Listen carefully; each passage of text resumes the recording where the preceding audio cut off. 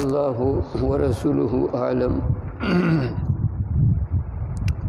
قال الله أجود جودا ثم أنا أجود بني آدم وأجود من بعدي رجل علم علما فنشره يأتي يوم القيامة أميرا وحده أو قال أمة واحدة. صدق الله العظيم وصدق رسوله النبي الكريم. د قرآن کریم د یو آیات یو جمله هغه تاسو واورېدله. الله تعالی فرمای نبی کریم صلی الله علیه وسلم ته چې وقل ویت رب زدنی علما، اے ربا ما زیاد کې د علم په حیثیت، یعنی یا الله زما علم زیاد کې. نبی کریم صلی الله علیه وسلم دله چې الله کوم علم هغه ورکړی نو د الله تعالی پسې رستو هغه علم هغه د نبی کریم صلی الله علیه وسلم دی.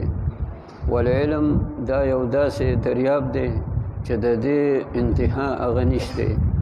قرآن کې هم الله فرمایي وفوق کل ذی علم علیم، که یو سړی ډېر لوی عالم دی خو د هغه نه پورته هم هغه چې دی نو عالم هغه وي. نو دا سلسله زی د ټولو نه پورته عالم هغه الله دی. نو د الله نه څوک پورته هغه نشته.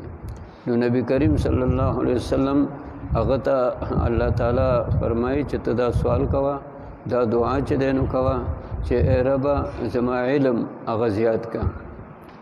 علماو ذکر کړي چې هر پیغمبر هغه له چې الله تعالی کوم علم ورکړي نو د دې چې څو امت دی نو هغه امت د هغه علم د خپل پیغمبر د علم نه اخیستلی شوي، دا د هغې شاخونه.